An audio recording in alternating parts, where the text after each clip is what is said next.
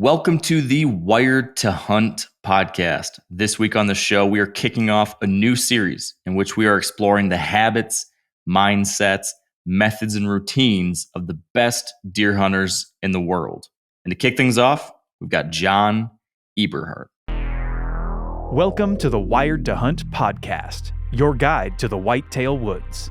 Presented by First Light, creating proven, versatile hunting apparel for the stand, saddle, or blind. First Light. Go farther, stay longer. And now, your host, Mark Kenyon. All right, welcome back to the Wired to Hunt podcast, brought to you by First Light and their Camo for Conservation initiative. And I'm back.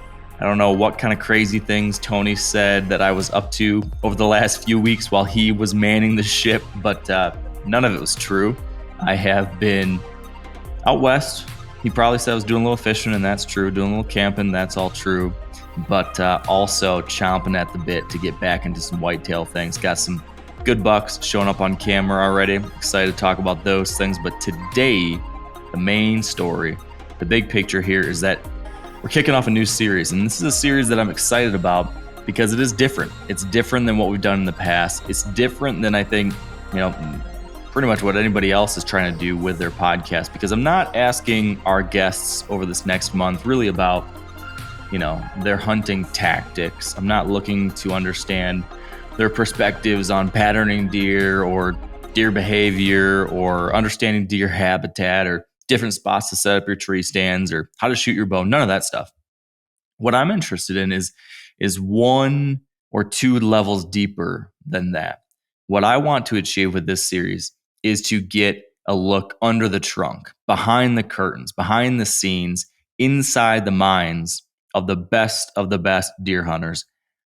How do they think about deer hunting problems and struggles and challenges? How do they make their decisions? What are the routines and the habits and the little things and their mindsets that lead to their success? Like, these are the building blocks of success. That's what I'm trying to get at here. So I put together a series of 20 questions that I think will help us get a glimpse of that behind the scenes machinations in these guys' minds. These are questions, like I mentioned, we're going to try to help understand how they set their goals, how they define success, how they think about failure, how they get better at things, who they look up to, who they observe and see as successful, and what do they find success to look like in those people. All of these things, I think, will help us have a better underlying understanding of what the tools, of what the mental models are necessary to have success as a deer hunter. So this is different level of thinking, different several layers beneath the surface that I think will give us all a better idea of how we can become better deer hunters ourselves. And my first guest, the guest to kick this series off this week, is John Eberhart.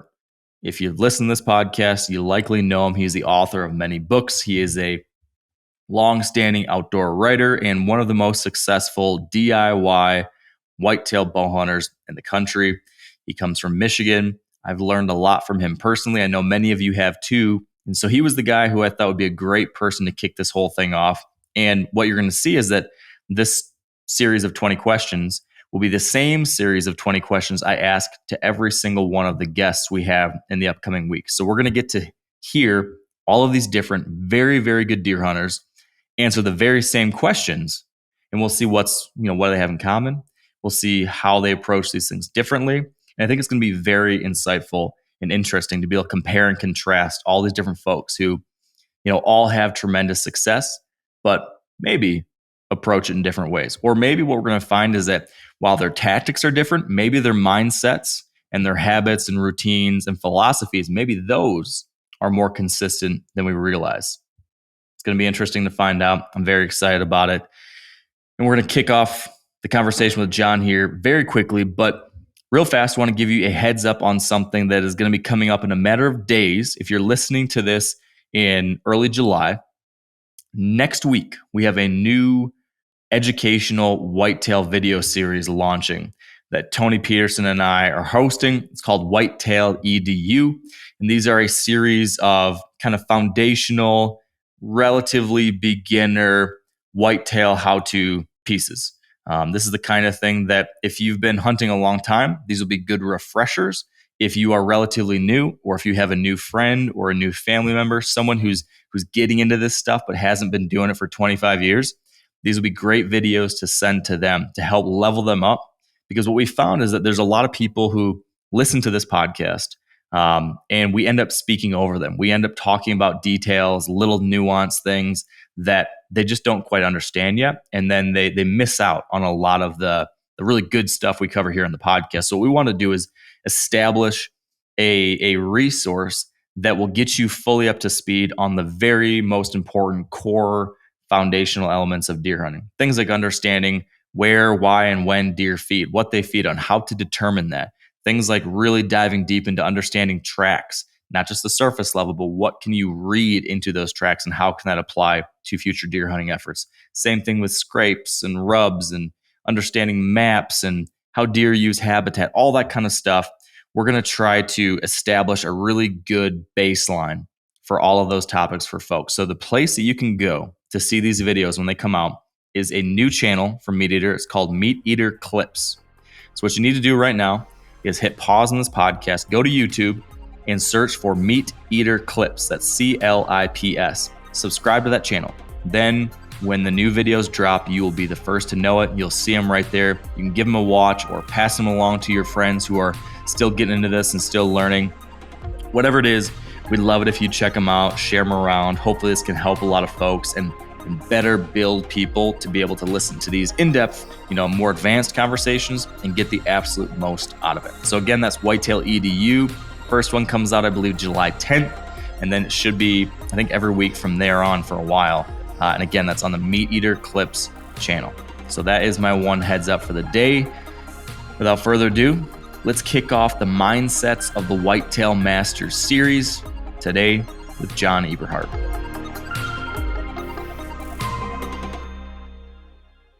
All right, here with me on the line again is Mr. John Eberhart. Welcome back to the show, John. Thank you, Mark. I appreciate you offering this gig for me. So, of course, always great to do a podcast with you. You always ask me questions that usually other people don't ask, which is nice. Well, yeah, I do try, and I think we're going to do that again today. But you brought up something just before we started recording, which is really interesting, which was I've made you a guinea pig several times now, I guess, because yes. When I started the What Would You Do series, and that was like 4 years ago, you were the first one for that. And I had forgotten that you were first. And now I'm making you go first on this too. So the pressure's on though, because it went so well with the What Would You Do series that we've continued it for years. So now, John, we need to make that happen again with this one. Cool. I'm sure. Yeah. But like I was telling you before we started, what I'm hoping to get at with this series and with our chat here today, John, is to kind of, get a look underneath the hood. It's like popping the hood on a muscle car and seeing what's going on behind the scenes, the habits, the routines, the mindset, the philosophy, those kinds of things. Like what's going on in here as you are out there deer hunting, making decisions or preparing in the off season. So we're probably not going to talk about, what's better, a rub or a scrape or how big of a tracker you're looking for, not that kind of stuff. It's going to be a different kind of angle we're going to take today. More of a mindset. Exactly. Yeah. So John, I guess the first thing I want to look at with you is a simple thing. How do you define deer hunting success? Well, that would totally depend on how many years experience you have, what type of property you're hunting, and what your goals are. There's guys that hunt public land that are just out there to enjoy nature and maybe kill a doe or a subordinate buck for the freezer. And that may be success to them. Personally, for me, for success, my goal for success is to kill mature bucks in pressured areas. I don't look up to anybody like TV guys. I shouldn't say any. Most TV guys I do not look up to as serious deer hunters because they're hunting in ultra managed properties, almost zoo-like settings, fantasy land stuff, and it doesn't take much skill set to do that. So to to me, killing 3.5-year-old and older bucks in heavily pressured areas against tons of competition, and probably at least half of my competition on the public lands and free permission properties that I'm hunting, which is exclusively all I hunt, at least half of the people are targeting just deer.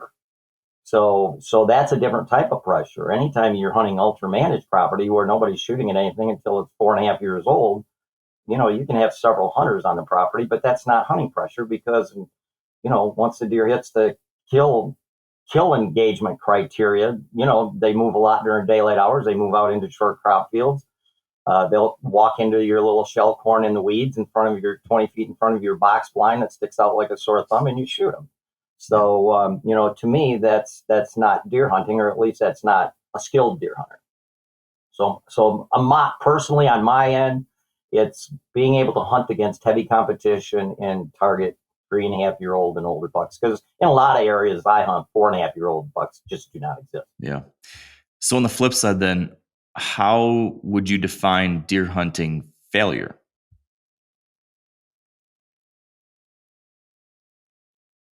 Failure to me would be a buck comes in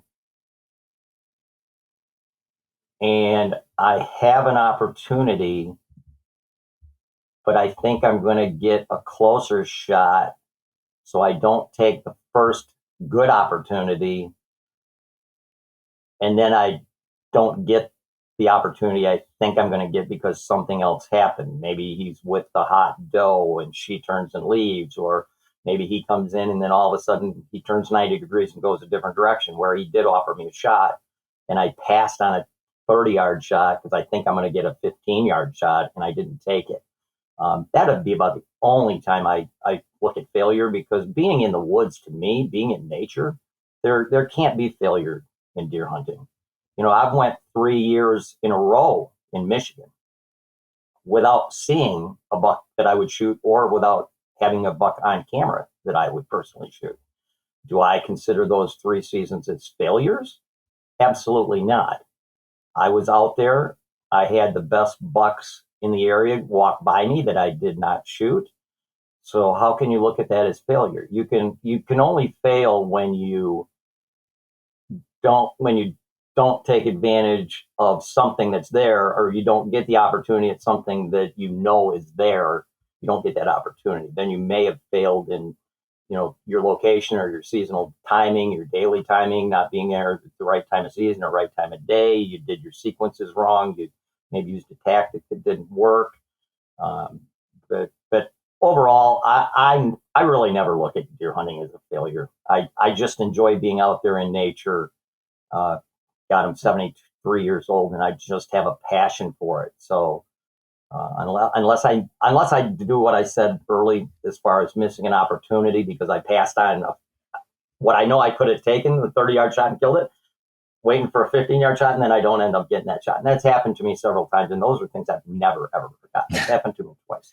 So then maybe this leads, maybe that'll be the answer to this next question. But I'm curious, if you look back on past either failures or just mistakes, Mm-hmm. Can you think of any particular failure or mistake that set you up for later hunting success? Like a favorite failure that changed something for you, that taught you a lesson or changed how you approach things? Can you think of a specific example like that you could describe?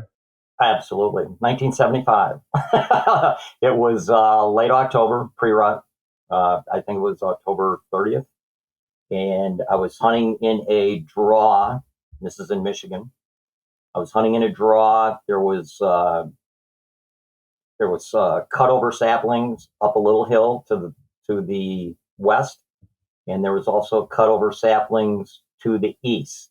And I'm in a little kind of a lane of weeds between these two cutovers, and I'm in a white oak, kind of where it dumps out into some open timber. And I had a big buck, biggest buck at the time that I ever had an opportunity to shoot. And he came down to 35 yards. He came down that little draw in weeds, and he stopped. And it was a bluebird afternoon, sunny afternoon. And I'd had 12 other does and fawns and one other subordinate buck go by me within 12 yards. and feed actually on acorns under my tree and then moved on. Yeah. And so he was coming through the same route. So he was on their trail, and at 35 yards, he stopped. And he gave me a broadside shot. And at the time, I shot leagues a lot back then. And at 35 yards, I have the 35-yard pin, and I could have shot that deer with no problem, standing dead broadside. And I thought, well, he's following all these deer where they went into the timber. So I'm going to wait till he comes within 12 yards, 15 yards. And all of a sudden, he just took off and ran up the side of the hill to the west. And when he started running up the hill in the saplings, and these saplings were probably 10 foot tall, there was a doe. And I had not seen that doe. But when he started running up that hill, I saw that doe spook from him. And so, obviously in the evenings, the thermal drafts from the hills are going down. So he winded her and took off after her, and I didn't get an opportunity. I never saw that buck again. And that probably is why I mentioned what I said, what I think is a failure. Yeah. That's happened to me 2 times, but I've never, ever forgotten that. And as you well know, you remember your mistakes far more than you remember your successes, in my opinion. They sting. They sting so much more. Yeah. And I've even thought like the low that I feel when I really mess something up is much lower from baseline than the high I feel when I do succeed. And so by that, I mean, like, if I were to hit and wound a deer and not find it, that is way more significant of like an impact on me than if I smoke a deer and find it 30 minutes later, So that leads me though to a follow-up to your question.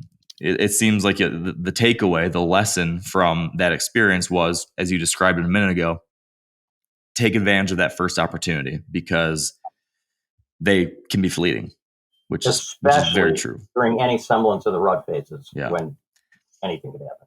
But have you ever had the opposite happen where you wished that you had waited to let a situation play out because you did take the first opportunity and maybe rushed it, or it didn't end up being optimal, and then that led to something bad happening, and then you thought, oh geez, if I had just been more patient, he would have came into 25 or 20? Has that ever happened too? I've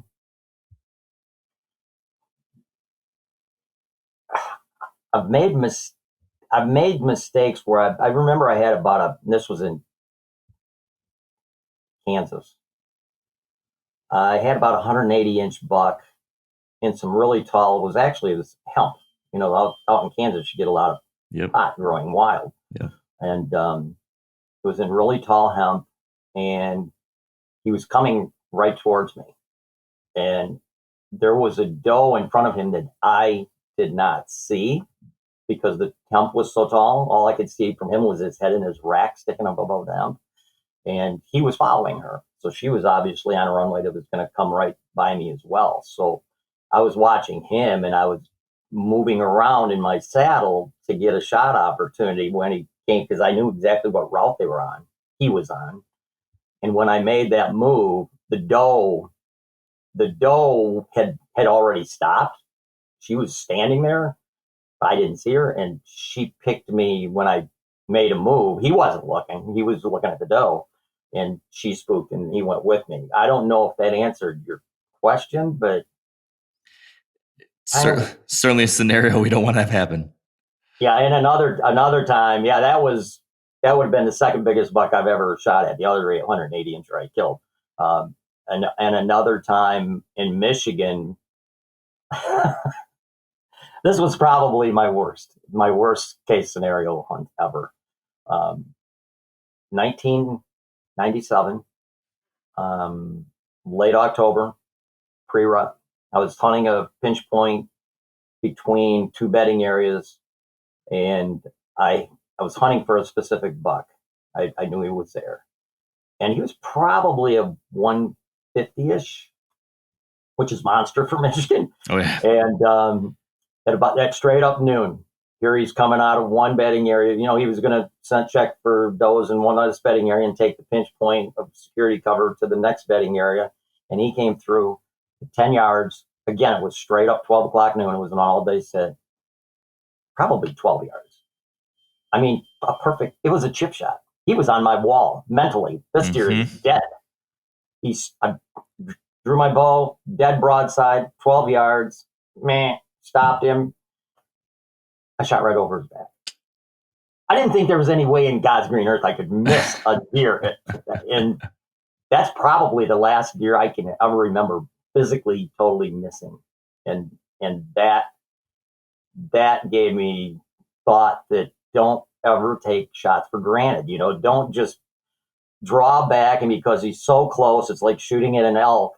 You pull your pin down, and as soon as my pin got some semblance of in the vitals, I just let it go, and I must have jerked a little and shot over his back. I just didn't take my time and follow through with my form. Easy to do in those moments, that's for sure. Yeah. Okay, so I want to step away from you for a quick second and ask you to think of a different whitetail hunter that you know who you do look up to, someone you think is truly elite.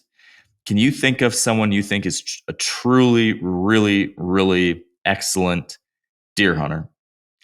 And describe to me what it is that makes him or her so successful. So who would that person be, if you're willing, if you want to share the name, or if not, describe to me what makes this person so special. What's their secret sauce? What's behind the curtain for them? Yep, there's only been one hunter I've ever looked up to, one bow hunter. That's Miles Keller. He's past his prime now. I don't even know if he's still bow hunts, but Miles Keller was killing big bucks back in the 80s and early 90s before all this TV junk, in my opinion. And he wasn't a writer, but he got interviewed. There was quite a few articles where they interviewed Miles Keller. He was extremely detail oriented, which I think I am as well. He was very detail oriented. He targeted specific bucks, and he had a cool job. He drove around in the countryside. I can't remember what exact job was, but he got to see deer. And back in the 80s, it was a lot easier to get hunting permission. So when he would see a monster buck, he would go, and if he could get hunting permission, he would target that deer. And typically that deer was in trouble when Miles Keller targeted him, because he had a pretty high success rate.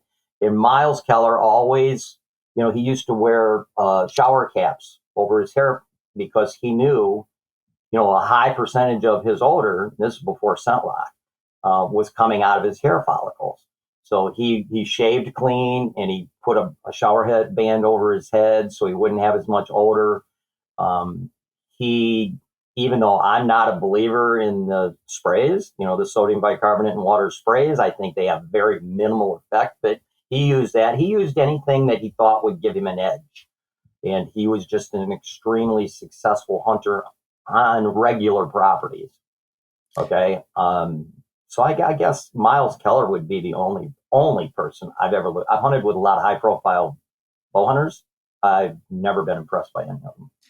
So I hate to say that, but no, that's okay. So with Miles, you mentioned a few things there, but is there any one thing that stood out from what you read about him or observed with him or learned about him that you think was really his key to that success? Yes, he knew not to intrude into a deer's area any more than it needed to be. So he hunted very smart. He keyed on rut phase hunts. He knew that's when they were more vulnerable as far as moving during daylight hours. He knew the seasonal and daily timing of locations. He knew if he was hunting in a food location, like at a white oak or a lost apple tree or whatever the nut tree may be, chestnuts, he knew it was an evening location so he wouldn't spook deer with his, feeding there with a morning entry. So he put a lot of things in place that really, if you read any of the media at the time, no media people were talking about that. He had knowledge of deer behavior beyond the normal bow hunter. And, I feel like I try to follow in that step, seasonal timing, daily timing. Is this a morning location? Is this an evening location? Is this a midday location?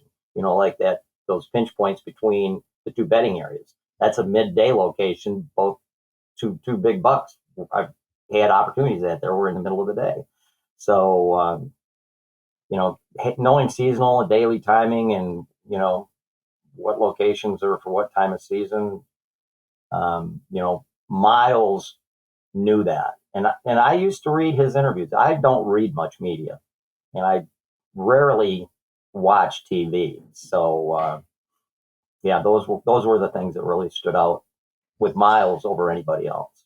Yeah, well, it's funny you mentioned that because, like you said, you followed in those footsteps, right? And then, as I've told you in the past, your book, Precision Bow Hunting, was really like the awakening for me to those timing issues with timing of day, timing of season, and shifting everything because of that, which made a huge difference in my hunting life. Which is a perfect segue to the next thing I'm curious about, which is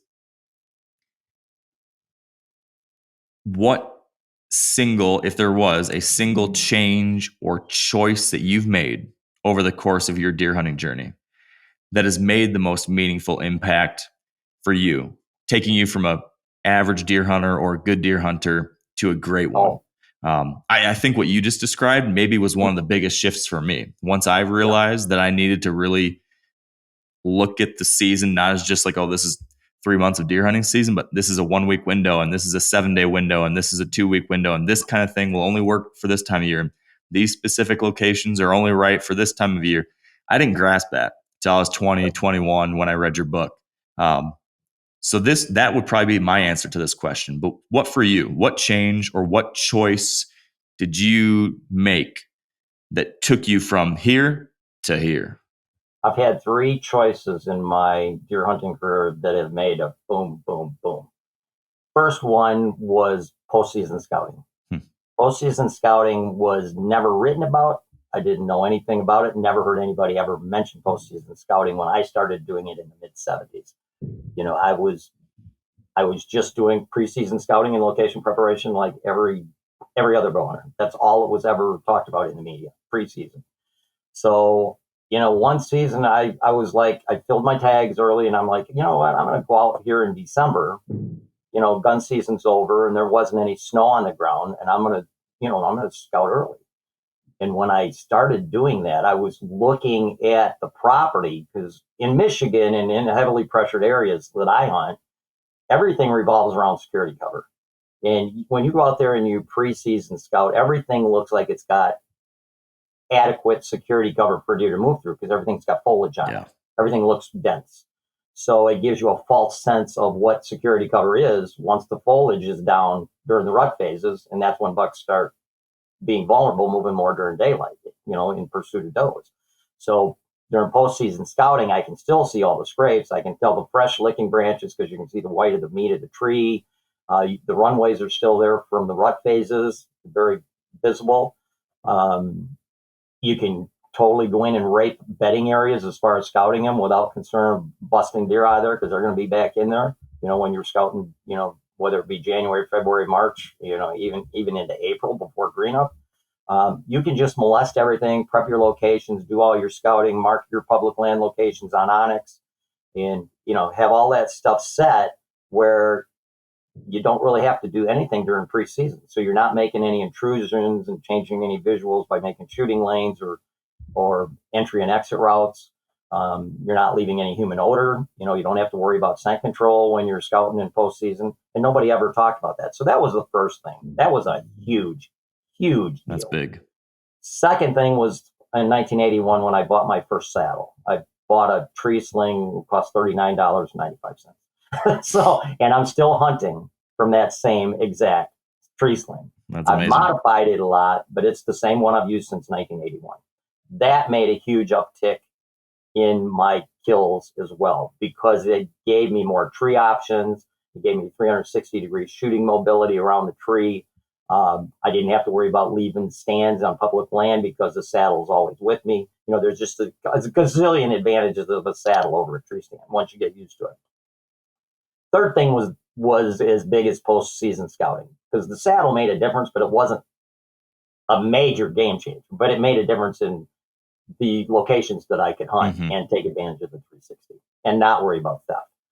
The third thing was hands down scent lock. Scent lock. When I bought my first scent lock suit in 1996, it took me almost a year to learn how to, because scent lock does a very poor job at conveying how to properly care for, store, and use their clothing. They make nice clothing. It's not overly expensive, but they do a very poor job, in my opinion, of conveying how to properly use it in conjunction with other scent-free things like your backpack or washing your aiders on your sticks or whatever the case may be. So to give you an example of what a difference that made, from 1965, when I started bow hunting, through 1996, because in 1996, when I bought that suit, I really didn't have a grasp on how to properly care for it and what to use in conjunction with it. I took my backpack out in the tree with me, which I got into every day with my bare hands. So it was a huge human scent wick. So it didn't matter how well I took care of my body. I still got the backpack to gear to spook from. So in 1997, from 1965 through 1996, which is 32 seasons, I took 10 record book bucks. In those, how many years is that? 32 seasons, I took 10 record book bucks. From 1997 through 2023, I've taken 45 record book bucks. It's a difference. So the stats are pretty much there. Yeah. I went from 10 and 32 seasons to 20 or 45 bucks in 7 seasons. Now, hopefully you were learning some things along that period too. But I was. But yeah. Obviously, when I started in the 60s, I was pretty novice and green because I didn't have family members that hunted.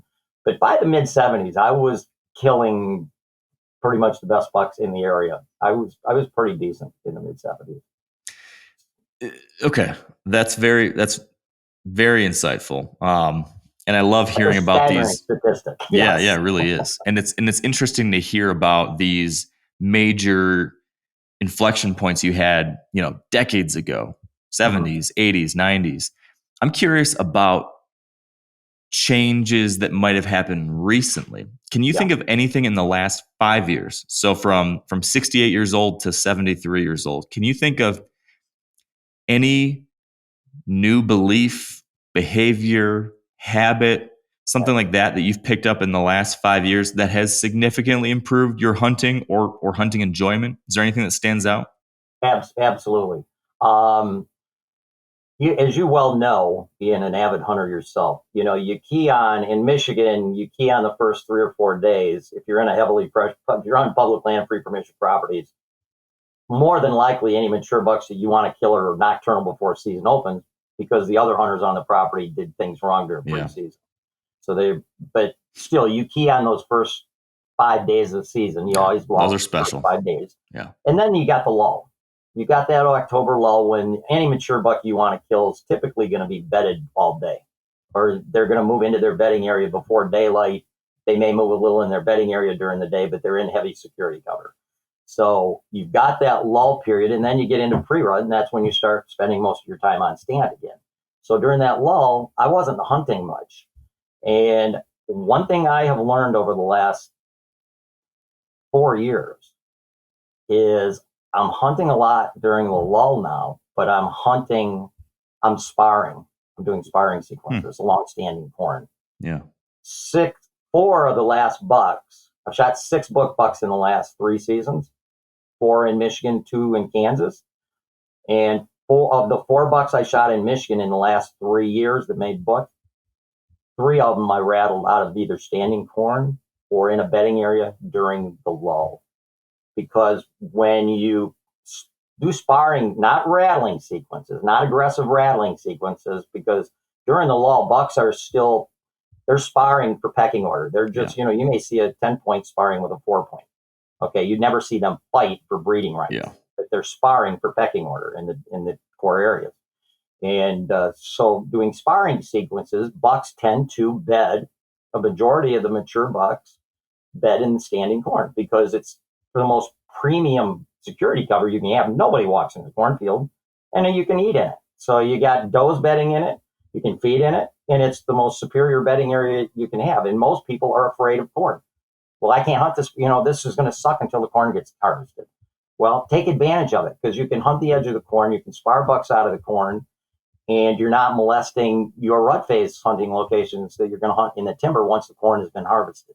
So you're not ruining anything in the timber or bedding areas outside of the corn, for pre-rut hunting once the corn is down. But you can still rattle or spar bucks out of the standing corn or in bedding areas. So to give you the bedding area scenario, 2 years ago, I was scouting some public land, and there was in the postseason, and there was a bedding area at one of them it was a decent bedding area, but I had better bedding areas to hunt in my rotation.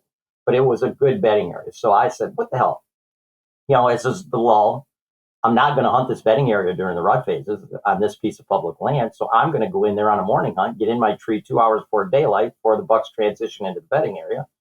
And if there is a decent mature buck in that bedding area, about 7:45, I'm going to do a sparring sequence and see if I can bring him in. Sure. Because once they're in their bedding areas, they're much more apt to respond to something. And it's a social thing. It's also, sparring is a social activity. It's not a battle. And at 7:45, I did a sparring sequence, and I did another one 5 minutes later at 7:50. And a buck came in, and I shot him. So 2 of them, I rattled the bucks out of standing corn, and the other one I sparred in a bedding area, interior of a bedding area I was not planning on hunting during the rough phase. So I've learned 3 of the 4 bucks I've shot in the last 3 years in Michigan that make book were during the lull. And that's a time I tried to avoid. Yeah. That's a big change. So when you're doing this edge of standing corn during the during the lull, yeah, with this idea of, hey, I'll probably do a little bit of sparring. When you're choosing a location like that, one thing I would be thinking about, if I'm specifically targeting the corn as where I think my mature buck might be bedded, right.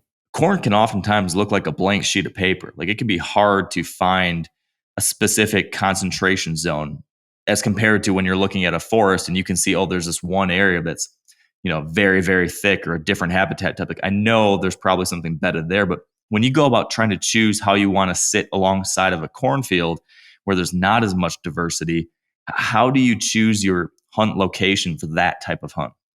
Excellent question. I'm glad you asked. What you want to do, because deer, especially mature bucks, they're always going to gravitate to security cover. So when you walk the perimeter of the standing corn, typically you've already scouted the property during postseason, and now it's in standing corn, so you know what the perimeter of the cornfield is. What you want to do is you want to go to the standing corn wherever it butts up to other security cover. Okay. You follow what I'm saying? Absolutely. Because a mature buck's much more likely to come out of a standing cornfield if he's going from security cover of the corn to security cover of the location off the corn. Yep. So a lot of times when I'm postseason scouting, and I'm walking the edge of a perimeter of a crop field, you can even do this on public, because a lot of public land butts up to private corn. Okay, so you can walk the edge, and if you see, let's say, a scrape area during postseason on the edge of a crop field, and obviously the crop field was in beans last year, odds are it's going to be corn this year. Well, if that scrape area has any semblance of security cover around it, that's going to be the number one spot I'm going to want to be, because odds are that scrape area, because does and bucks are going to be traveling in and out of the standing corn, that scrape area will probably be active again, when it's in standing corn.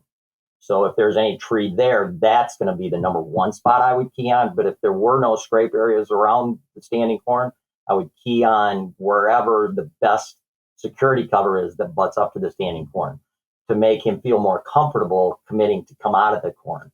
Otherwise, if you're just rattling along standing corn, and let's say it butts up to a weed field or a wide open area, odds are he's not going to commit to physically coming out of the corn. He'll probably still come in, but he'll probably stop, 5 to 10, 15 rows from the edge. And if he gets close enough to the edge and he can't see a visual, he's he's not going to commit to come out and give you a shot. Yeah. Now, if it's on property you have permission to hunt, you can actually make like a V lane in the standing corn, maybe 25 yards out, make a 3 or 4 foot wide V lane.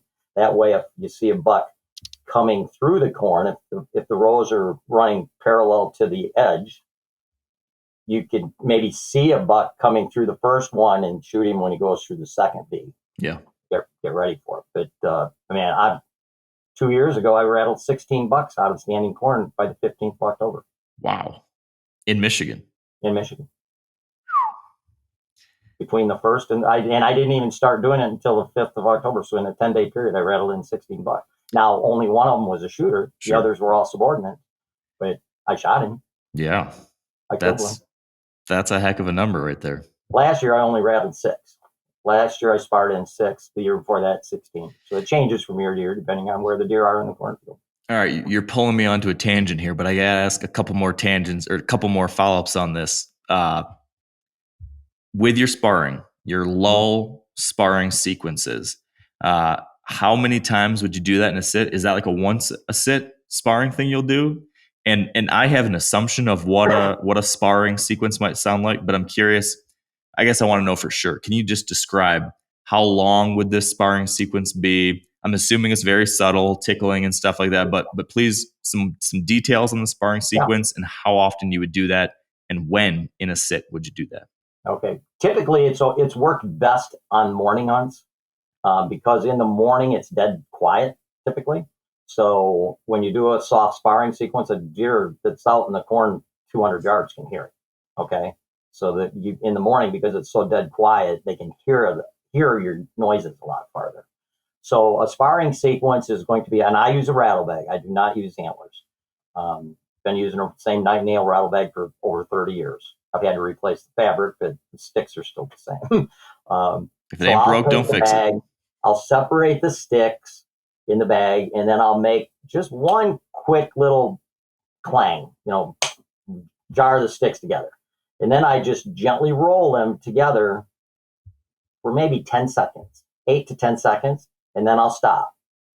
And then maybe 10 seconds later, I'll do that again. I won't make the initial clash, but I'll just roll the sticks together and, make like 2 bucks are pushing on each other and meshing their horns.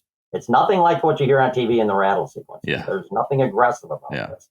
But you do that you do a spar, you do quiet, you do a spar, you do quiet, you do spar, you do a quiet. It may take a minute to do a full sequence, and then I'll do them 5 minutes apart. So on a morning hunt, I'll do it between 7:45. Depends on where I'm at first. If I'm on the edge of a standing corn, I'll probably do it about 7:30. If I'm in a physical bedding area like I was on that public land bedding area, I'll do it about 7:45 because I know the bucks are still going to be up and moving around. Mm-hmm. And they're in a bedding area. They don't have any issues coming back and forth by you. I'll do it 5 minutes apart and then I'm done. So whether it be morning or evening, I only do 2 sequences. In the evening, I'm going to do them about 45 minutes before dark, the first one, and then another one 5 minutes later. And I always do them in succession. And I always do the first sequence lighter than the second sequence because the first sequence, let's say there's a buck bedded 50 yards from you. If you make the first sequence too loud, he may not commit because sparring sequences are very quiet, low key. You've heard them before, I'm sure. Oh, yeah. So you want to do the first one a little bit lower keyed, a little bit lower volume to possibly bring something in that's close. And then the second one, you want to raise the volume a little bit to possibly catch the attention of something farther out in the field. And it's kind of interesting because when you do a sequence for a minute, where you're doing probably 3 or 4 physical sparring sequences, the rattling noises, bucks have like an internal GPS. They know exactly it's crazy. Where that spot is. It is crazy. I rattled in an elk on my second elk hunt on federal land in Colorado. Out of a saddle, I was up in a tree. I rattled in a bull, a 5x5 that I shot with my night nail whitetail rattle bag. Wow. Yeah, that's pretty wild. I don't know what made me do that, but I just, what the hell, Yeah. Elk fight too, and I just did an aggressive sequence to call that elk in, but Yeah. I think I was the first guy probably ever to shoot an elk out of the saddle. And definitely the first guy to rattle in an elk with a whitetail rattle bag. Yeah, in a saddle. That's a heck of a story. Interesting stuff. So let's shift a little bit to habits. I'm curious about a couple things when it comes to your habits. Is there any unusual habit that other people find absurd when they hear about you doing this, but that you strongly believe helps you as a hunter? So a habit that other folks think is nuts that you stand by because it truly does help you. Yes. Well, scent lock's probably my number one habit because I get a lot of mocking on social media because people have no concept of what they're talking about when they talk about scent control. They know nothing about activated carbon. But as far as what you're talking about, morning hunts, I'm always in my tree an hour and a half before daylight. And most people think that's crazy. And it's kind of interesting because 95% of the time you get in your tree an hour and a half before daylight, it's not going to make any damn difference. But the 5% of the time, the 1 out of 20 times that a buck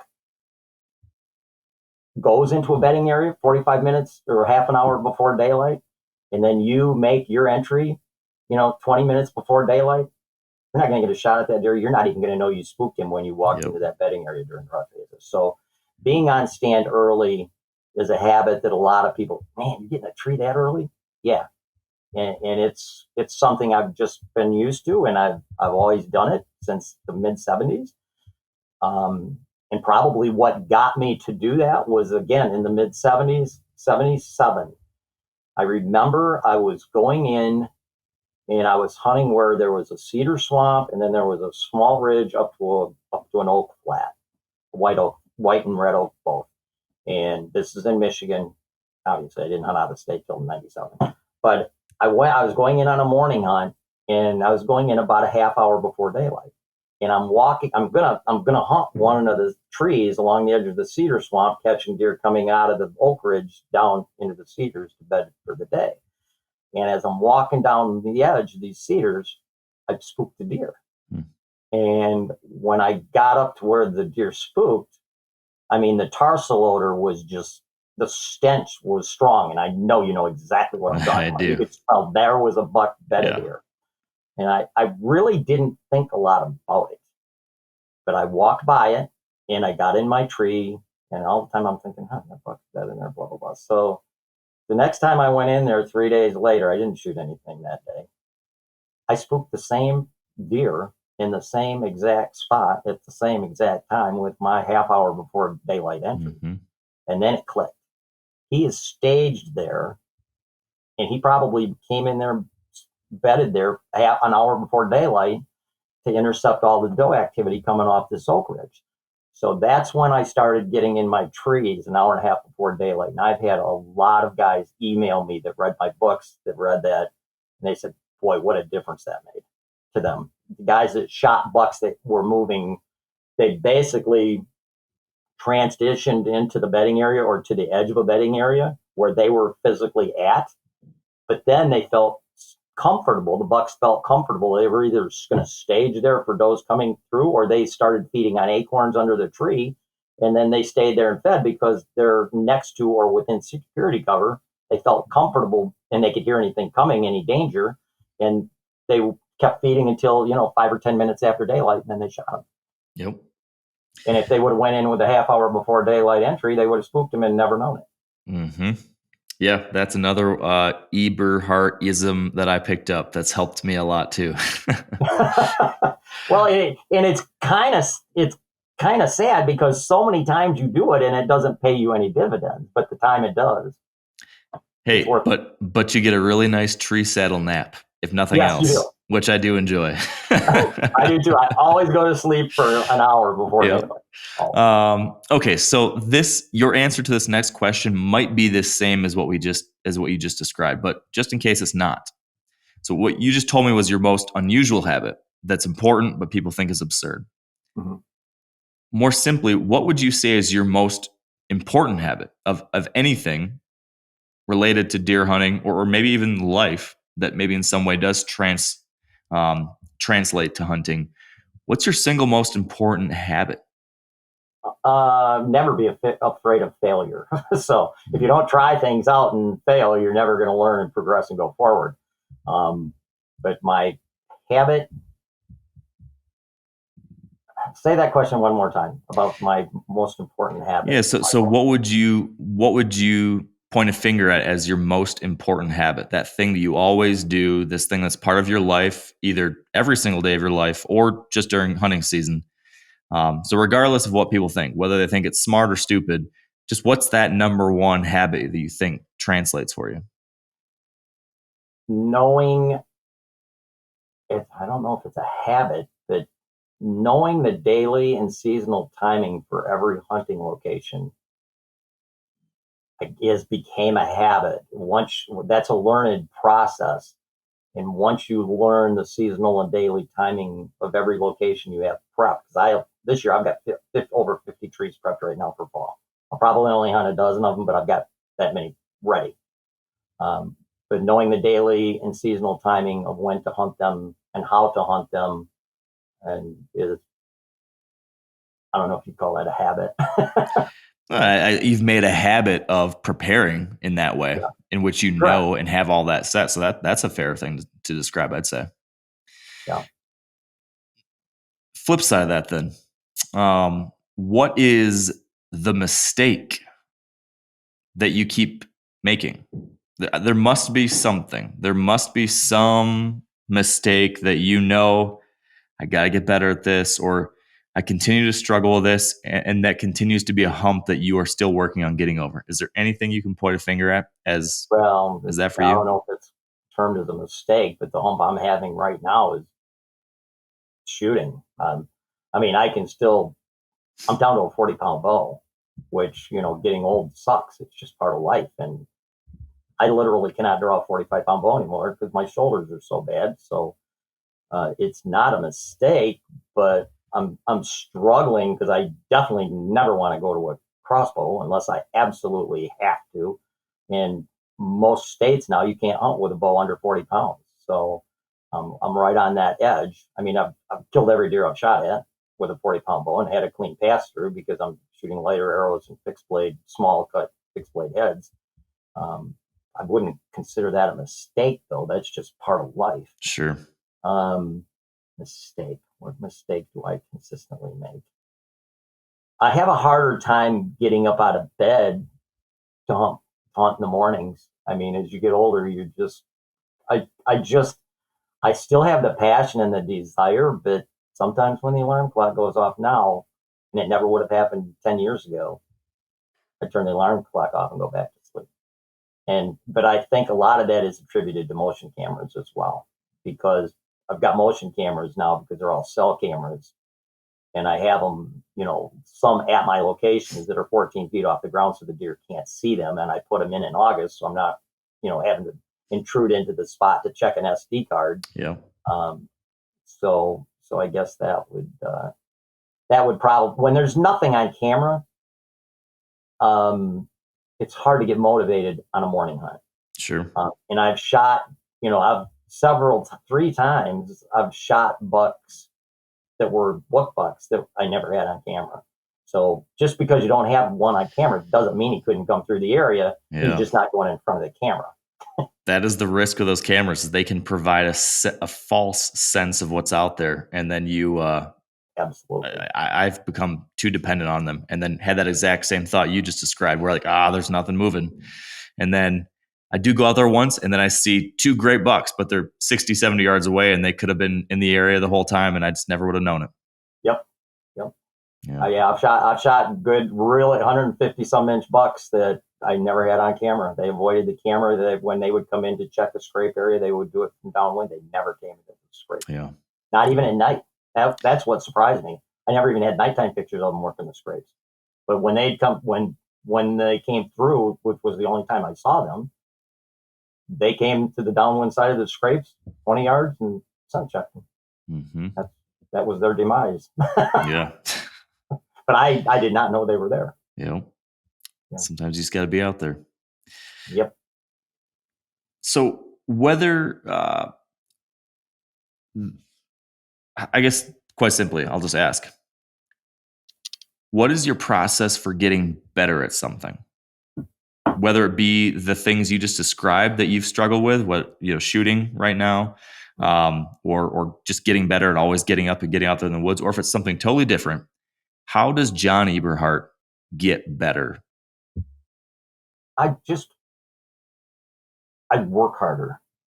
I find myself not being able to work like location preparation. Scouting is no big deal because you're walking. That's not a big deal. Whether you're wearing waders or using a canoe or whatever, that's no big deal. Location preparation is something that I can't do as fast as I used to. I usually prep everything myself. So I'm getting better over the last 10 years, I'd say, at being a little more detail oriented when I'm prepping locations. Because as you well know, scouting and proper location preparation is 90% of the game. The kill is just the byproduct of all your other hard work.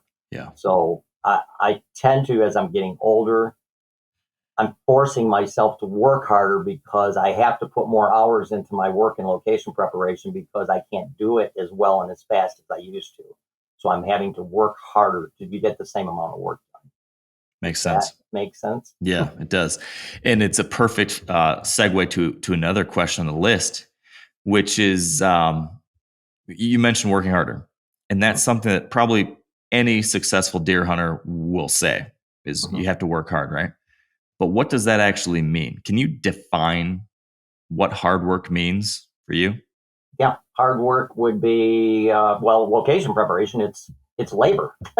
We're talking labor, prepping a tree. Whether you're using spikes or having to go up the tree with sticks and clear out the area in the tree, clearing entry and exit routes, because a lot of times your entry route's different than your exit route depending on the location you're hunting. Clearing shooting lanes. That's all work. I never view scouting, the physical scouting, as work, because when I'm scouting, I'm just on foot. I don't take my location preparation gear when I'm scouting. I will totally go in and scout an area, and waypoint mark what trees I may want to hunt or locations, and then I'll come back with my location preparation gear to prepare them if they're on private, or I'll clean them up a little bit if they're on public. I'll cheat and cut some stuff on public, during postseason so that it's out of the way. And I'm not making a preseason entry to change anything and cut anything, so I'm leaving any odor. Sure. So work is just it's just the physical labor I'm doing out in the woods is what I would define as work. And I can't stand it when I'm like with my kids, like Joe, my son, who owns Saddle Hunter Nation, the Facebook page. I shouldn't say this, but it's true. I can't watch other people prep stuff because I'm so fussy on how I want it done. If I'm preparing a tree, even if, like Joe picked up 12 acres and we prepped 4 locations on it. I prepped all the trees, even though they're for him, because he likes the way I prep them, because all the steps and everything are perfectly placed where you can move around the tree and one foot doesn't go lower than the other. So I do all the prep while he may be doing lane, shooting lane clearing or whatever the case may be. So that's what I consider work as labor. How many days in the off season do you think you're out there doing something like that? January. It depends on once the snow melts. I never scout until the snow melts, because any sign in the snow is totally misleading, because deer will change where they bed during season when they start getting snow on the ground and hunting season's over and they're not being molested. They'll move down into lower ground where they're more protected from the cold winds and where they're closer to a preferred feeding area. And a lot of times they'll migrate, like in the UP, up to 15 miles to a cedar swamp. So sign you see in the snow is totally misrepresentation of what those deer are doing in the fall. What was the question again? That's what happens when you get old, you forget the question. How many days do you spend in the off season doing that kind of thing? Okay, once the snow is gone, in the last few years, the snow has been gone pretty early.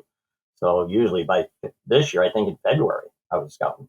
And days this year, I would say 20. Scouting new properties, going on, checking out new public lands. We did that 12 acres, which took 2 days. And that's the cool thing about postseason. You can rape and pillage, and you can spook every deer in the county. It doesn't matter because by fall, they're all back. Yeah. So I at least 20 days. So 20 days of scouting. Does that include scouting and location preparation? And prepper. Okay. If it's on private, or if it's on public, cleaning out whatever I can and get away with. Yep. Okay. So I want to take a deep breath here. That's just during postseason. That doesn't include, like I do some preseason speed tours as well. Yep. Which that's days also. Okay. So I want to take a second and step away from this process-oriented approach and just briefly talk gear to give us a mental moment, and then I'm going to throw you right back into the fire. But tell me this: what purchase of $100 or less has most positively impacted your hunting success or enjoyment? So, what's something you bought for $100 or less that has made the most positive impact on your hunting? Saddle I bought in 1981 for $39.95. By far, there's nothing remotely close under $100. That's a great point. Yeah. Price is right. Obviously, well, let's back up a bit because they're not $39.95 anymore. Not anymore. So if you're talking about something currently that would be under $100 price point,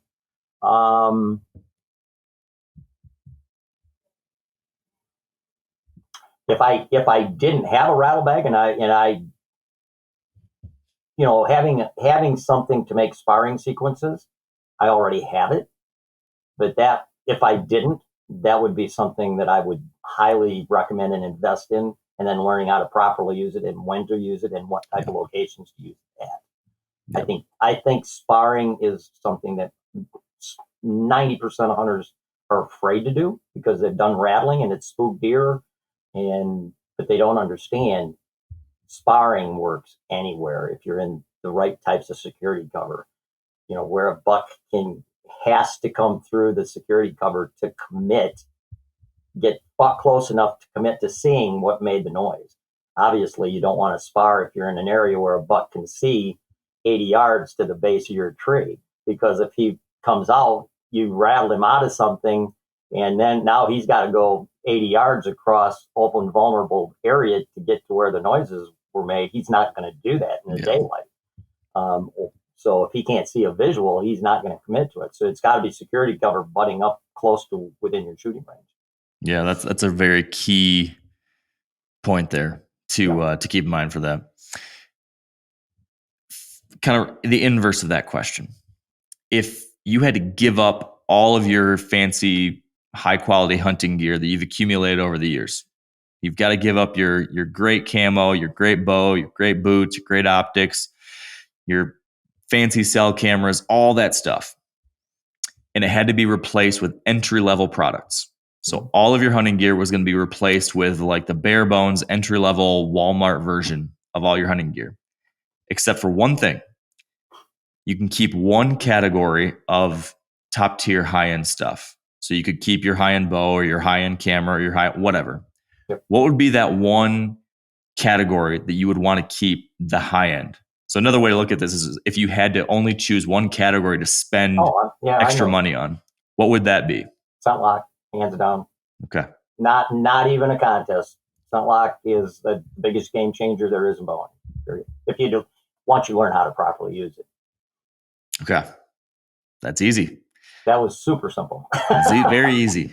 And you are consistent, John. You've been talking about this for years and years and years. So no one can say that you are chasing anything other than what you consistently believe in on that front, which I respect. I still struggle comprehending how come more hunters don't use activated carbon. It's not Scentlock. The Scentlock name is irrelevant. Sure. If somebody else made activated carbon line clothing, it would, I would be on board with them as well. So it's the activated carbon. It's not the brand. It's not like they just haven't owned the patent on using activated carbon, so nobody else can use it. So everybody else says it doesn't work, and everybody else is followers. That like lemmings jumping off a cliff with somebody that says it doesn't work. Fair enough. Yeah. Okay. Off of gear. That was our gear. That was our gear detour. Now I want to get back to the hunt, and I would love to understand what your decision-making process looks like before heading out for a hunt. So, for me, the night before a morning hunt, I'm laying in bed thinking through 1,000 things, trying to decide, this variable, this variable, this variable. And then probably in the morning again, I'm checking stuff and double checking my thought process, all that. What does that look like for you? Okay. First, I want to say, as far as First Light's concerned, I'm a big First Light fan as well, as far as base garments. Thank you. Because merino wool is hands down the best base garment you can buy, period, end of discussion. So the question was, what decision-making process before a hunt? Decision-making process before I hunt. My closest spot to hunt's 35 minutes from my house. So I may have something in mind when I leave my house, but I'm thinking all the time I'm driving to where I'm going, because I don't have any locations, whether it be public or private, that I don't have multiple locations prepped. So I'm always thinking, even though I've already thought I made my mind up, I'm still thinking, and I may change my mind before I get there. Yeah. So I'm not paying attention to wind direction. Wind direction, it never enters my thought process. I shouldn't say never, because a lot of times sometimes when I'm setting up a primary scrape area location, I'll set up a tree if it's on the south side or southeast side of the actual scrape area. I'll set it up knowing that big bucks, mature bucks, scent check scrape areas from downwind. So I'll set it up where I got a 25-yard shot to the actual scrapes, and then I'll have a shooting lane 25 yards downwind of me. So if a buck checks at any place from 25 yards or up to 50 yards downwind of the scrapes, I will get that shot. So as far as driving, going to which location, what drives my thought process? Okay, are the acorns still on the ground? Have they been scarfed up? Are apples still on the ground? If it's a destination food location, the time of season, obviously, if it's pre-rut, which is in my opinion the best 10 days of the season. If it's during pre-rut, which of my locations offers the best funnel or the best opportunity for a buck moving during daylight hours? Because all sign in the world is meaningless if it's not made during the daylight. So, and it's not revisited during daytime. So just rain, if it's a nice drizzle rain, or if it's a bluebird day, if it's windy or it's raining, I may go into a bedding area for an evening hunt. Whereas if it was dry and sunny, I wouldn't, because I'd be making too much noise. But if it were windy or rainy, I'd have the wind or the rain to mask my noise. Because I love hunting interiors of bedding areas. That's my number one go-to spot after early season, when everything's bedding to feeding. So the time of the season, the weather, not the wind, but the weather, and obviously what I have on my cameras. If I'm getting some consistent moving, like every third day I'm getting a buck. Every third or fourth day, I'm getting a buck coming by a specific location. That would definitely play into, okay, I need to go to that spot. Yep. That's kind of a vague answer, but that's all I got. No, that's fine. I'm curious then, if there is any kind of deer hunting related decision that you struggle to make. So is there any decision throughout a deer hunt or throughout the hunting season that you somewhat frequently struggle with? And if so, how do you overcome that struggle? I don't really struggle with that. I make my decision and I stick with it. There's many times I'll get in a tree and I'm thinking to myself, man, I should be over there. Everybody does that. Yeah. That's what I'm thinking about, is when I ask this question, it's that kind of thing. Yeah. But once I commit to a location, I commit to a location. On a few all day sits, I've physically been in a location and seen morning activity maybe 100, 200 yards away. During the rut phases, when I do all day sits, usually the foliage is down, so I got a big visual because the foliage is down. And if I see movements farther away, I'll pull my sticks and stuff and move for the rest of the midday and the evening. But other than that, typically if I'm committed to a location, even if I think I should be in this one, I'm going to stay where I'm at. Once you commit to something, you should stick with it, because I think when you get down and move, you're just possibly altering deer activity, because that means you've been in the tree a while. Obviously, the deer could be starting to move, and you may alter deer activity, because human activity affects deer movements more than any other factor. Period. Human activity. So I don't want to molest anything by moving once I'm committed to a spot. Yeah, it's risky. That's for sure. It that very thing bit me in the butt last year. So you got to tell me how that happened. You moved? I moved in a spot, and I was hunting a location tight to a bedding area that I knew the buck I was after spent a lot of time in, and the wind shifted on me, and I do still obsess over the wind myself personally. So when the wind shifted to blowing into that bedding area, I sat there and it's like, oh gosh, this isn't good. And I was worrying, like part of me was saying, you don't want to move because, you're going to spook deer and he might be coming. And, when you're climbing down from the tree, he might show up and you could blow it all up. Vice versa. He might be going into that bedding area any moment now and get a big whiff of me. And then my hunt's done too. And there could be 20 other deer that would want to use that bedding area, and you're going to blow out 20 deer or 10 deer or whatever it is. And, so I went back and forth on that. And then I finally decided, you know what, I got to get out of here. Like it was blowing in the worst possible place. And I take my scent control really serious, but I know that I'm personally not able to make it 100%. So I knew that, stuff would wind me. So I started pulling down my set. And as I'm about to climb out of my platform, I hear snap. I turn over my shoulder, and it had been a windy, rainy day. And the one buck I was after was 25 yards away, walking right through my tree, through my shooting lane. Oh no. Yeah. Last season. Yeah. Last season. And it gets worse, John, because, so I was devastated. So he walked through my lane. My bow had already been like lowered down on the rope. So I was able to pull it back up without him seeing that, but he got into my wind and got just kind of wiggy and eventually gets kind of like slowly trotted off. Before I was able to get a shot. Do you think had you not moved down the tree part way and had to get back up, that he still would have winded you? Or if I had still had my bow up there, if I'd just been hunting, right, I would have noticed him before he got to my wind, and I would have had a wonderful shot. Okay, gotcha. Yep. So cost you that deer deciding to move. Yeah, it definitely cost you that opportunity. It cost me that opportunity. So he runs off to that bedding area. I pull down my set and I decide, okay, I blew this sucker up. I'm going to go and move to the other side of the property, to the far opposite side of this bedding area now, and hope that maybe I can catch him working this side of it in the evening.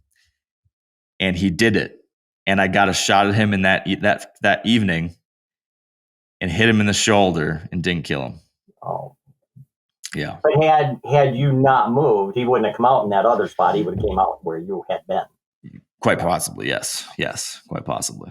So I effectively had a shot opportunity in the morning, and then my pivot gave me a shot opportunity in the evening, and I blew both of them.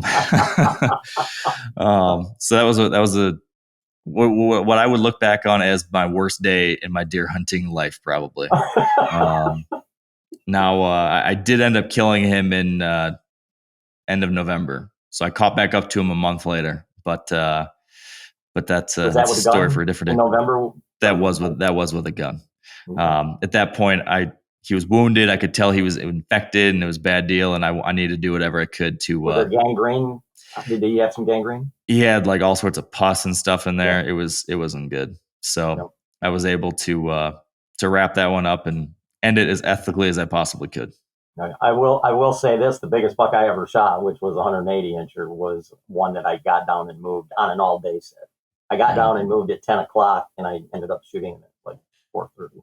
Yeah, sometimes it pans out. Yeah. So along these lines, I think, dealing with tough decisions or dealing with mistakes, like what I just described. That's I what think makes this deer one, hunting, though. That's it what makes does. deer hunting, man. If you never made a mistake, it would be boring. It's very true. Very true. So that's a perfect lead in to this, which is, how would you define mental toughness in the context of deer hunting? And how does that factor into your deer hunting success, if at all? Oh, big time. I think mental toughness, I have a complete chapter on mental toughness in my new book. Um, mental toughness is not worrying about conditions, weather conditions, inclement weather, 30 mile an hour, 35 mile an hour winds, rain, as long as it's not up driving, pouring rain, and going hunting regardless. There's so many hunters that as soon as there's any type of foul weather, they give up their hunt. Oh, they're not going to move tonight, blah, blah, blah. And I have killed deer in weather conditions that you would never think a deer would move in. And typical does and stuff don't usually, they like bluebird days. But when you're hunting in severe and inclement weather, mature bucks during the rut phases, they want to breed and they're going to move. They can't go inside. So I think mental conditioning, where you don't let anything affect what you're going to do concerning hunting, plays a big, big part in success, because when you're hunting pressured areas, opportunities are so few. And the more you're out there, I'm not saying you have to still hunt smart, but the more you're out there at the right times of season and the right times of day, no matter the weather conditions, you're going to have higher percentage of getting opportunities. I think that has a lot to do with mental toughness. Getting up in the mornings is mental toughness. Getting up, 3 hours before daylight to go hunting and be in your tree an hour and a half before daylight every day, even though 1 out of 20 hunts is the only time it's going to work for you. Mm-hmm. On average, that's mental toughness.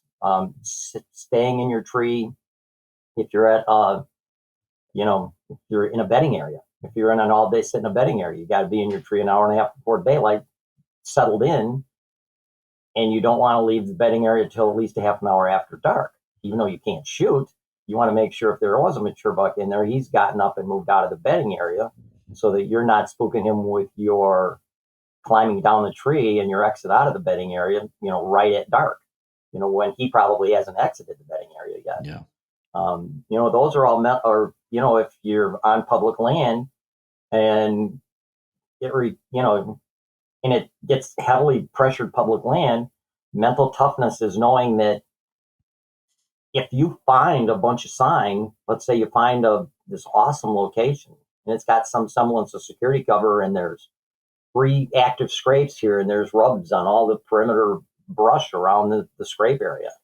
But yet it's an easy to access location for anybody from the parking area or wherever the public land parking zone is.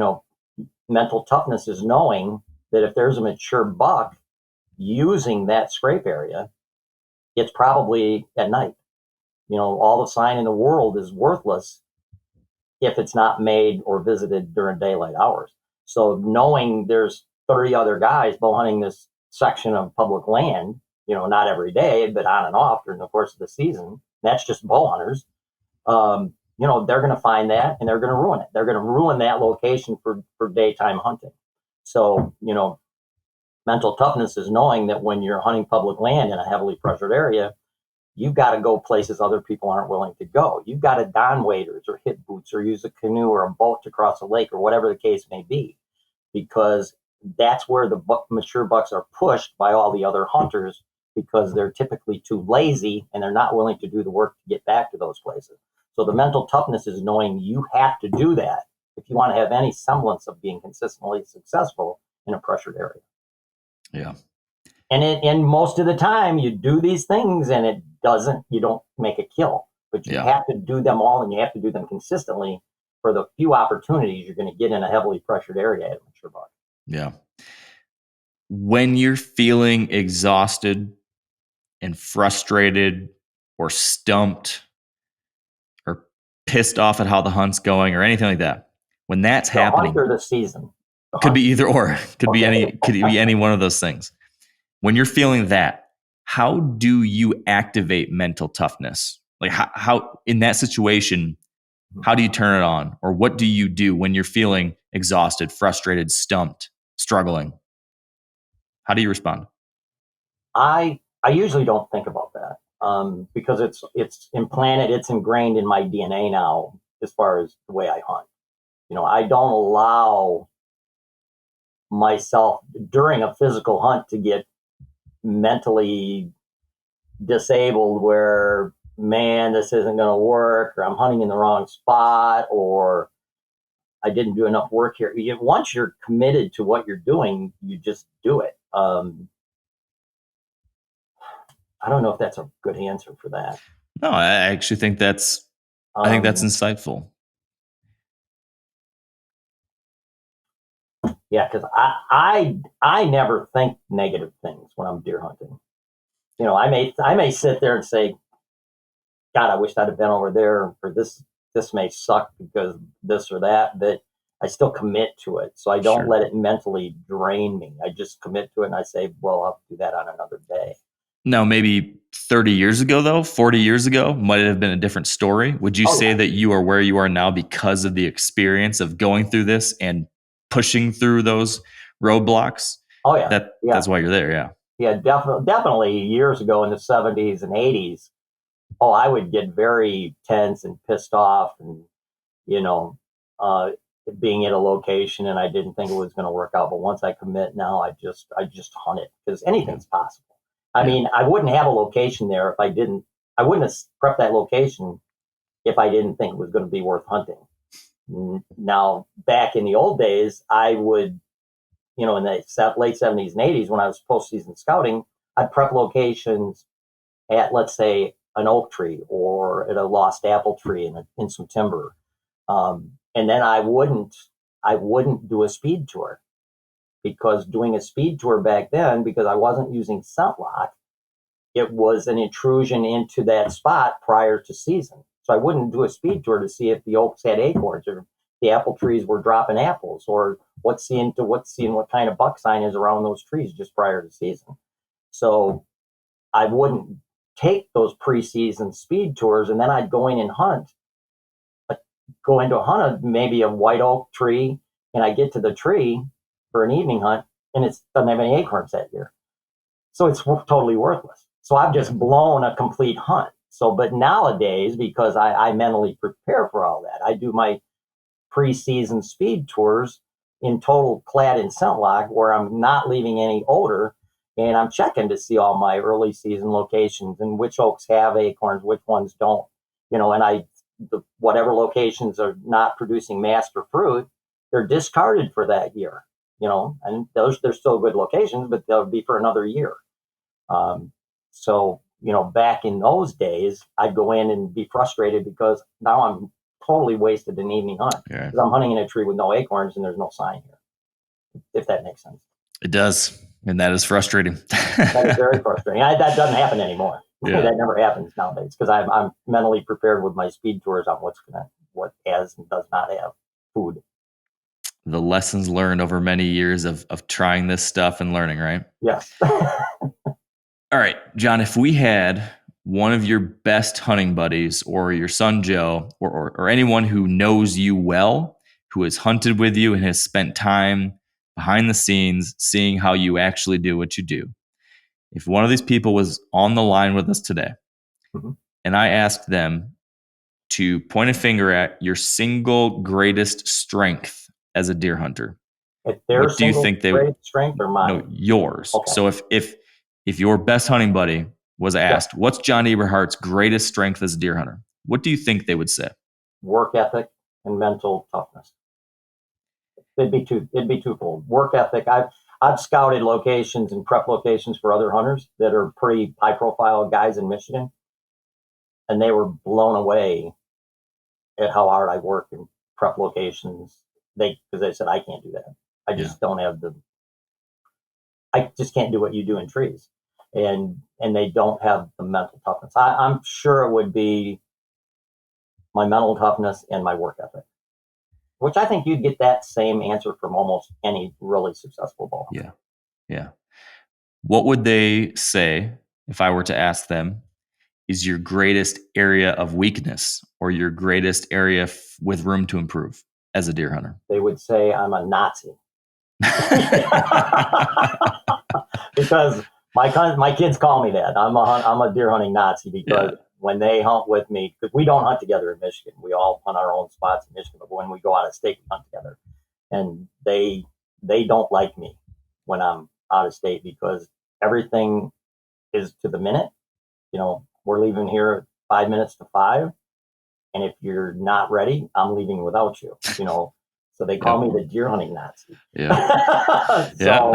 So I guess my discipline would be what they would say. But it also might be a big part of your strength too, right? It probably is. Yeah. Well, and now they're like that. That's what they used to say several years ago. And now I'll put my son John, not Joe, but I'd put my son John up against any bow hunter in the country. And Chris, I would have in his day as well. But Joe, definitely not Joe, but John, definitely I would. We better make sure Joe doesn't hear this one, John. I think he would agree with me. I think he would agree with me. Yeah. All right. Self-awareness. That's good. Yeah. All right. So maybe you might have just answered my next question here, but what is the most common trait or mindset or habit that you see in all the best deer hunters you know? So if you had to point to that one most common trait that all the best deer hunters have, is it one of those things you just described, or is it something different? I'd say work ethic.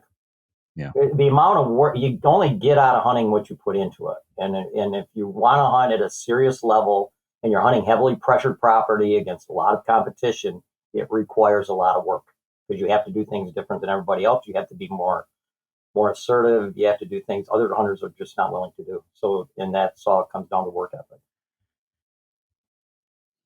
What is a commonly held piece of hunting dogma or something that most folks believe about hunting or that a lot of people do as hunters that is actually false or that you think is false? So kind of the flip side of what I just asked you. So if that's the thing that everyone who's really good always does, what's something that a lot of people do but you think is actually a mistake or a false belief? They do. Well, a lot of hunters don't pay attention to scent control, but that's another topic. Buck bedding areas. I think buck bedding areas is a big misconception for the most part. There's so many people that talk about, well, bucks only bedding, only bucks bedding areas, buck bedding areas. And, if you have a small bedding area, let's say it's a couple acres, and there's a dominant or mature buck bedding in it during the rut phases, obviously does don't want to be in there with their fawns because they're going to get molested and bugged all the time. But I've hunted in hundreds of bedding areas over my career, and I have seen does come in the mornings in bed and they have bucks come in and bed 50 yards from them, and in the evenings I've had bucks get up and move, and then does get up and move in the same bedding areas going by me. So people that say only bucks bed in bedding areas and does don't, that is total BS. Total BS. I've got hundreds of, maybe not hundreds, but 50 to 100 occasions where I've hunted in bedding areas and seen does and bucks in the same bedding areas, bedding down. Not bucks in there pursuing and, searching for does, but actually bedding down. Yeah. And obviously the bigger the bedding area, the more, it's just like a cornfield is a bedding area. And good grief, I've seen multiple bucks in bedding in cornfields and does in cornfields on many, many occasions. Yeah. But even in just marsh grass, swamps and stuff like that, if a bedding area is a decent size, there's going to be bucks and does bedding in it. And I'm not a big person that believes in hunting specific buck beds, because when you're hunting in a heavily pressured area, like Michigan is, public land and free permission properties, there's probably, on average, I would say 1 3.5-year-old or older buck to every 40 other deer. I'd say that's the ratio on average. That sounds right to me. To does, fawns, and Yeah. subordinate bucks, 1 and 2-year-old subordinate bucks. So when you're hunting a specific buck bed, first off, how are you going to find a specific buck bed? Okay. But if you did, let's say that you did find a specific buck bed, and I have found them before, but it's not something I would key on a regular basis looking for buck beds. If you typically during season, a mature buck, they're pressured. They're going to move deeper into the interior of the bedding area to bed. They want to get deeper in. Typically, your does, fawns, subordinate bucks, they're going to be bedding more out on the peripheral edges because they're not pressured the same.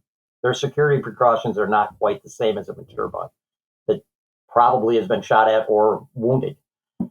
So when you are hunting, let's say you were hunting a specific buck bed, obviously when you went in to hunt that buck bed, you're hunting it where you're going to be upwind of that buck bed. But when you're entering into that bedding area to get near that buck bed, because there's 40 to 1 other deer, you're highly more than likely to spook peripheral does bedded or subordinate bucks before you get close enough to that buck, 60 to 100 yards from that buck bed. And when you spook these other peripheral deer, they're going to run in the direction you're coming in from. So they're going to run towards the supposed buck that's bedded there.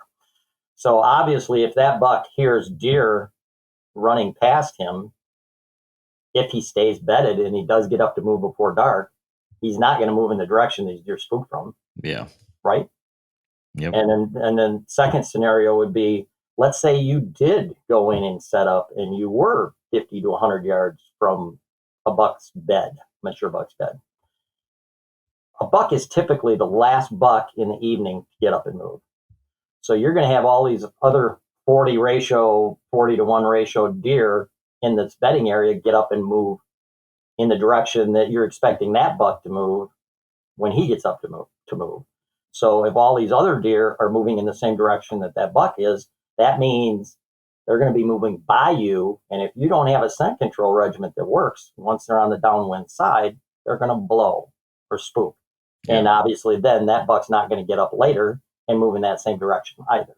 So that whole buck bedding thing, it sounds cool and it gets a lot of press, but you've got to be hunting in some semblance of a managed area where you've got quite a few mature bucks in it for that to even remotely work. In a pressured area where you've got, such a high ratio of other deer to the few mature bucks that exist, the odds of hunting a buck bedding area successfully, a buck bed successfully, is very, very low, extremely low. And everything I do is based on percentages. What are my best percentage odds? And that's right at the bottom of the percentage odds.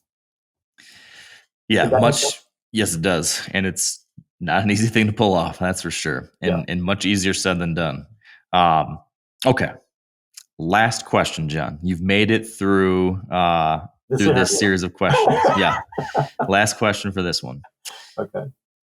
If you were forced to distill your approach to deer hunting success into one single idea, or if you had one message that you wanted to leave the deer hunting public with, and you had to put that single idea on a billboard on the side of the highway that every deer hunter would see as they drive to work in the morning, what would that one message be? That one phrase, one liner, one idea that you would put on that billboard that everyone could see? What would you choose? The one term. It could be a term, a phrase, a sentence, something that either would be like your most important advice or that important reminder or the distillation of what you do. Or if you had to leave folks with one parting thought. Well, I'd like to leave, hunt smart would be the first 2 words I could think of, because a lot of people hunt a lot, but they don't hunt smart. Yeah. When you learn how to hunt smart, you typically start hunting less, but the times you do hunt, you're hunting smart and you're capitalizing. You've got a higher percentage rate of success because you are hunting smart and you're not ruining your locations before they're ready. Every location to me has a ready time. Like mass trees, fruit trees, they're early season time. Rut phase locations, they're rut phase time. You don't go anywhere near them until that time of season because you're altering the doe activity at them. And all buck activity during the rut phases revolves around doe activity. So if you're altering doe activity at a rut phase location prior to the rut, obviously if those does quit coming in there during daylight hours, the buck, when he start pursuing does, he ain't going to come in there in the daylight either. So hunting smart would be the simplest two words. But I mean, just saying hunting smart, there's a lot of different directions you could take those two words. I mean, what does that mean? It's a good thing to keep in mind. Encompasses a whole lot of area. Yeah. I think that's a good billboard. I'll take that reminder every day. John, you've got an exciting new project coming out into the world here pretty soon. Before we wrap this up, can you fill us in on what we can expect here in the coming months-ish? Yes, I'm hoping an August launch, an August ready. I wrote a book in conjunction with Greg Godfrey, and I wrote the majority of it. And it was so long. I've been working on this since January of 2023. So I've got probably 3,000 to 4,000 hours in it. And it's a book, it's a new book. And when I sent it to the book designer, he laughed and he said, John, if I put this on a 6x9 book, which is what your other three books are all 6x9, and if I put it in an 11 font, which is kind of a small font, he said, it's going to take 900 pages. so that is amazing. So it's broken down into 3 volumes. So the name of the book is going to be Ultimate Guide to DIY Bucks, which DIY means do it yourself. Mm-hmm. It's going to have 27 chapters. It's going to cover travel, hunting, health and conditioning, pre-rut, peak rut, post-rut, late season, early season, staging areas, chapter on hunting standing corn, the realities of hunting pressure. It's going to cover terrain features, hill country, ag/rural, swamp areas, hunting in pine plantations down south, because Greg's from Georgia, Florida and Georgia. It's going to cover pretty much every aspect. Thermals, how to hunt swirling winds, thermals in the evenings going down, thermals in the mornings going up. It's going to cover scent control in detail like nobody's ever seen it before. It's going to talk about, ticks and mosquitoes, how activated carbon actually absorbs all your, lactic acid odor and your ammonia odor you dispel in your carbon dioxide, so you don't have issues with ticks and mosquitoes. It's going to cover everything there is to do with bow hunting. It's going to have a chapter on saddle hunting and everything you need to know about saddle hunting, but it's not a book for just saddle hunters. It's going to be for anybody that hunts whitetails in America. And it's going to be 3 volumes, and I'm going to actually do an audio, so it's going to be in paper. It's going to be in an ebook, and it's also going to be an audio. The audio book will come out later. I expect the ebook and the paper books to be available sometime in August. That's our plan. And Tethered is going to be the fulfillment center, so all orders will end up going through them. Okay. And for your subscribers, Mark, they might be happy to know you have participated in this book. It's true. So Mark has, I think, 2 short kill stories. There's 74 kill stories in this book. They're all 3 to 5 paragraphs long, so they're very abbreviated, and all the kill stories fit in whatever chapter that they can lend credibility to that chapter which you just read. So there will be photos of the bucks as well as a 3 to 5 paragraph kill story. Andy May has several kill stories. Garrett Prawl from DIY Sportsman, Greg Godfrey and Ernie Power, the 2 owners of Tethered, also have kill stories, and I have about 55 kill stories in it, I think. So it's going to have a lot of photos, or they are going to have a lot of photos. Probably going to be in the $27 to $30 price range per volume, and I'm really excited about it because I think this is going to be this is going to cover everything there is to know about bow hunting. So how does this differ from the previous books you've written on this topic? So if I own all of your books. I've read all of your books multiple times. In what should I expect that's different or above and beyond from those previous editions? It's going to have more detail. To give you an idea, all of those other 3 books I wrote were in the 220 to 250 page area.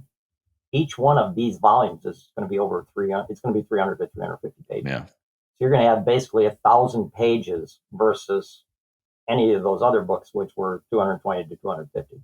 Much more detail. It's going to cover more ground. It's going to cover more different types of terrain features. It's going to have more information than the other ones had.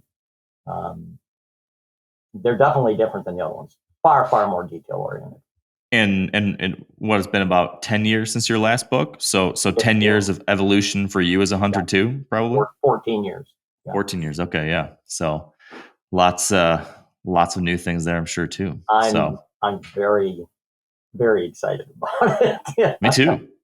I've worked on this for so many months. I didn't even put my boat. I live on a lake, and I didn't even put my boats in the water because I didn't want them distracting me from writing. That's how, and I love to fish.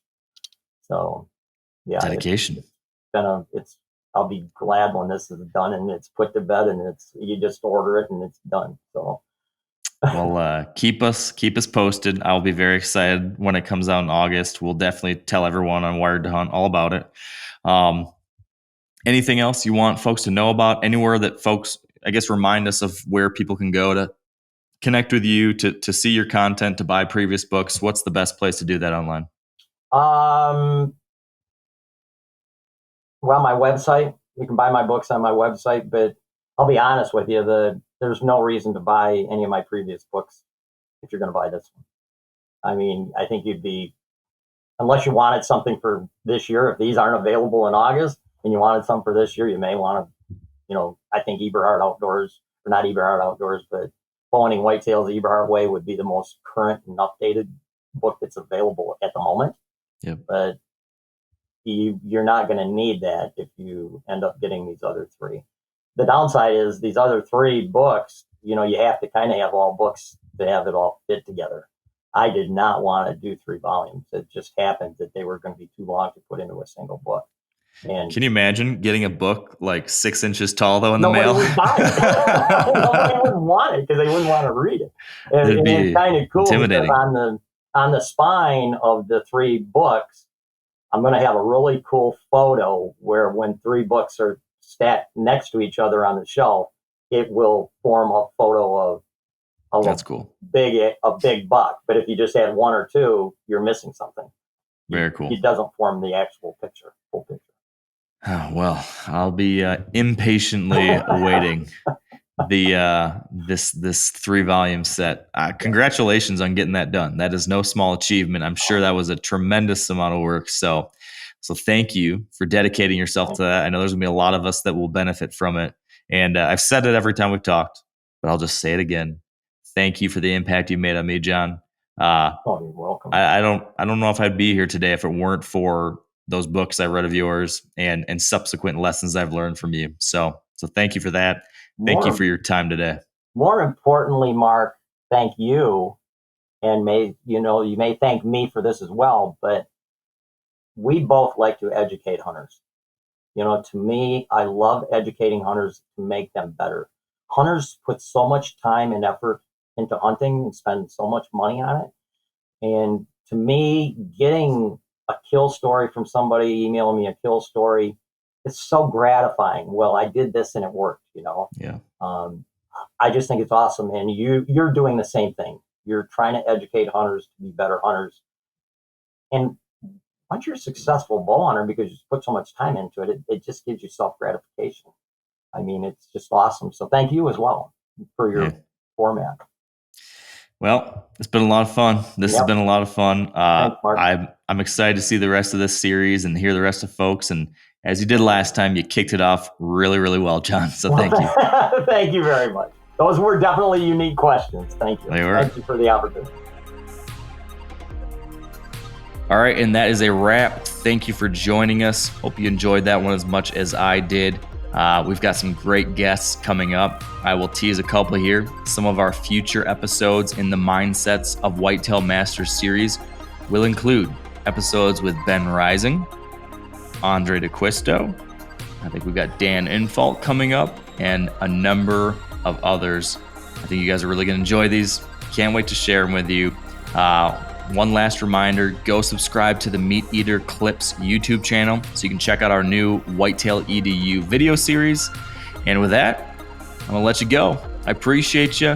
Hope you're having an awesome summer. And until next time, stay wired to hunt.